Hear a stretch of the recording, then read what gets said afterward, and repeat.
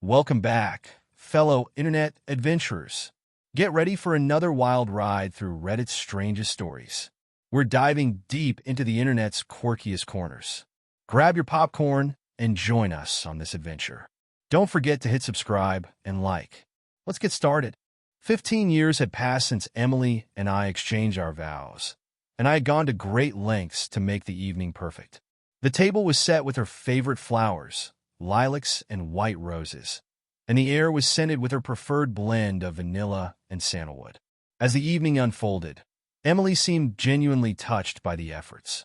We reminisced about our travels, our joys, and the hurdles we had overcome together. Every laugh and touch from her made me feel like the luckiest man alive. After a hearty meal, as we settled into our dessert, her phone buzzed.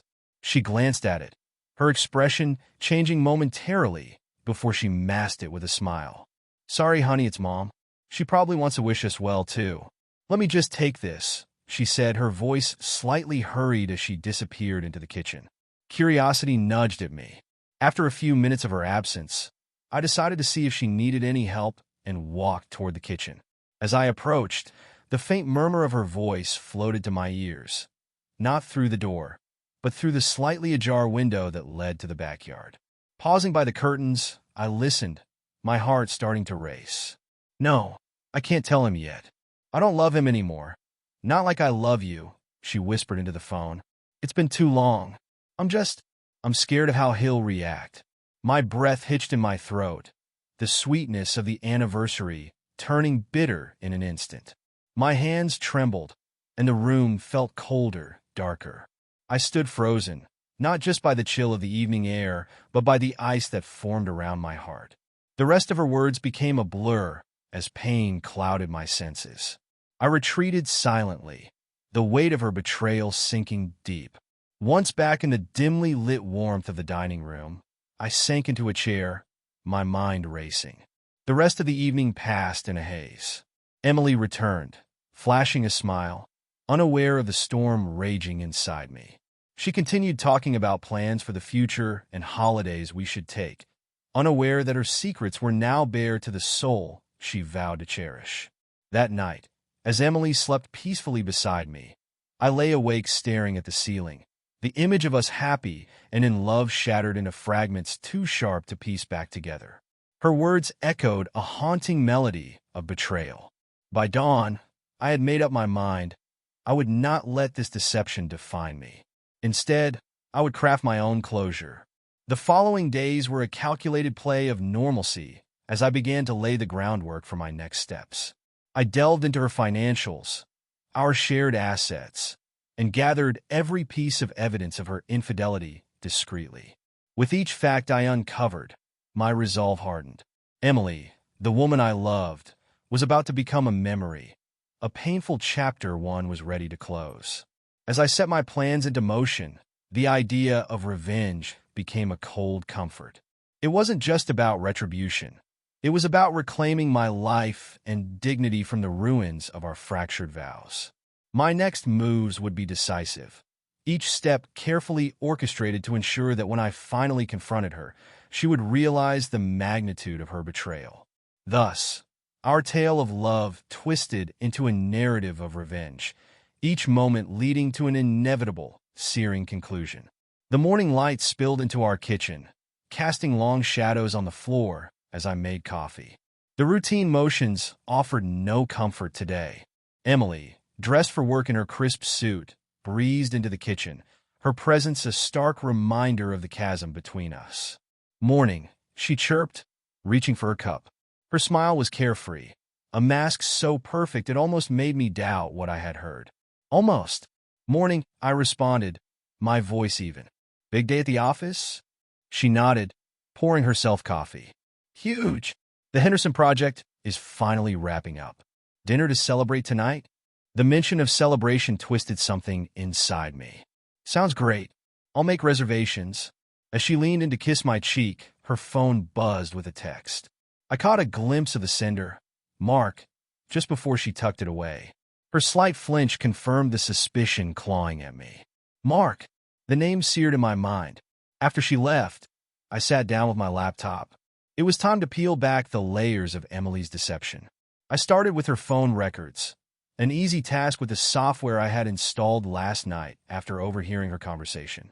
The records revealed long chats with Mark late into the night. When she told me she was asleep or working late, I jotted down dates and times, creating a timeline of lies.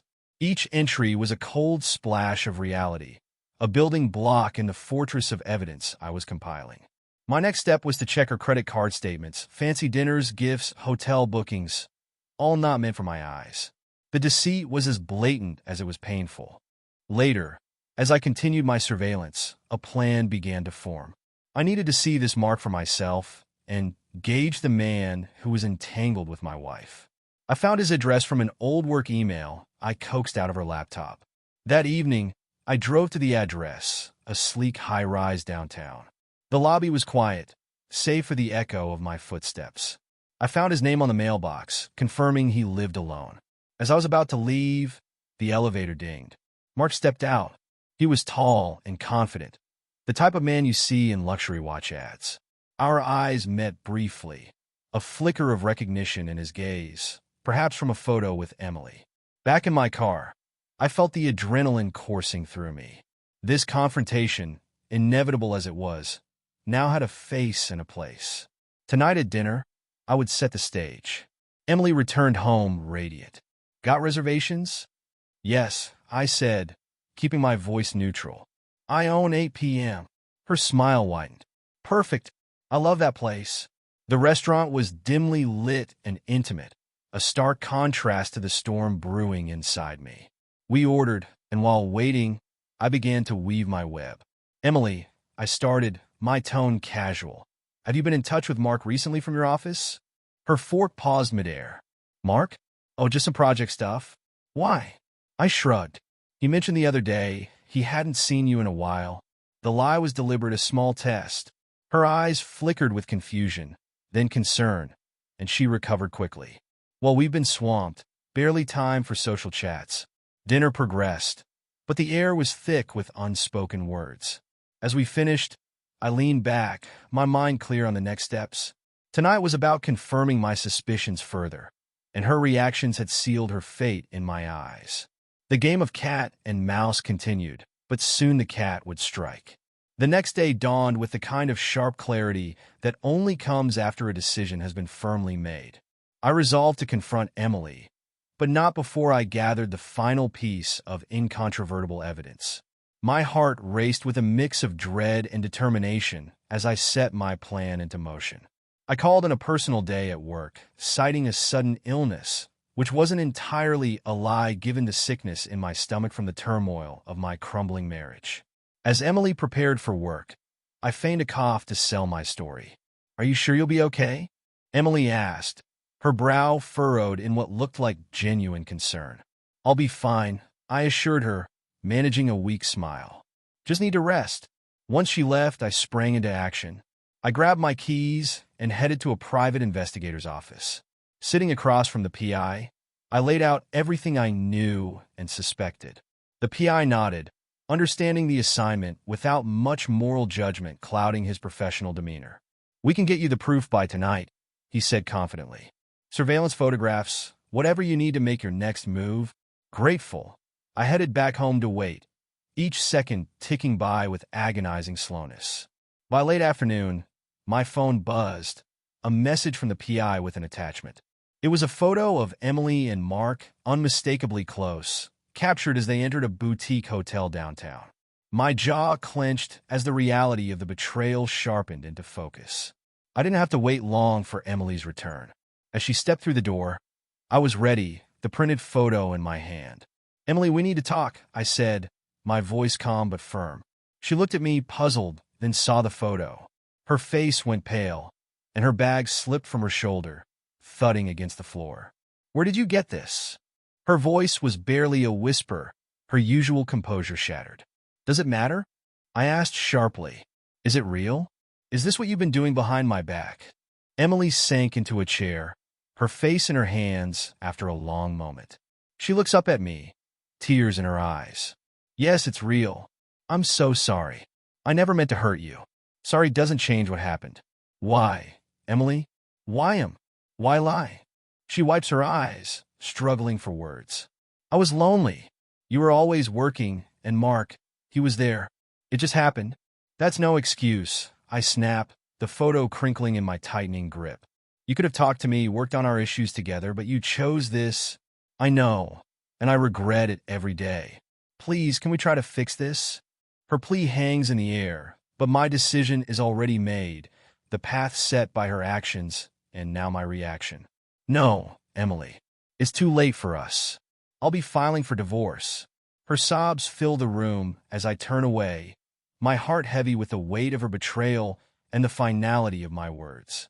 The future looms uncertain and daunting, but I know that this chapter of my life, our life together, has closed. As I head to my study to call my lawyer, the last vestiges of doubt evaporate. This is the right choice. The path of retribution isn't just about punishment.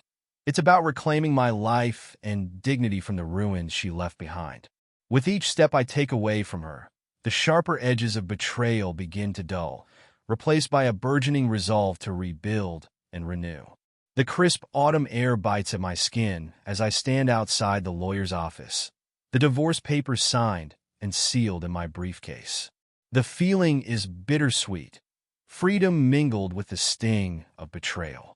Emily's deception has cost us both dearly, and while parting is the only path left, I find no joy in this victory. Returning home, the house feels emptier than ever, the silence a stark contrast to the flood of memories that haunt every room. As I pack up some of her belongings, I stumble upon a series of old love letters I had written to her over the years. Each word, once filled with love, now feels like a cruel joke. It's in this moment, surrounded by the relics of our past, that a plan begins to crystallize. A final farewell to the life we shared, marked not by sentiment, but by the cold justice of retribution. I decide it's time for the truth to come out, not just about the affair, but about the depth of her duplicity. I schedule a meeting with both Emily and Mark at a local cafe, the very place where I had proposed to her years ago, turning our sacred spot into the stage for this last act. As they arrive, seeing them together ignites a fire within me. Emily looks wary, perhaps expecting another plea or confrontation, but Mark's arrogance is palpable, his arm around her shoulders as if he's already won. Thank you for coming. I start, my voice steady, betraying none of the tumult inside. I thought this place was fitting considering its significance. Emily nods, a tremor in her voice. What is this about? It's about closure, I say, pulling out an envelope from my briefcase and sliding it across the table to them. I know about everything, not just the affair, but the lies, the secrets, all of it. Mark scoffs, a smirk playing on his lips. So what? You drag us here to reminisce? Not quite, I reply, my gaze locking with his.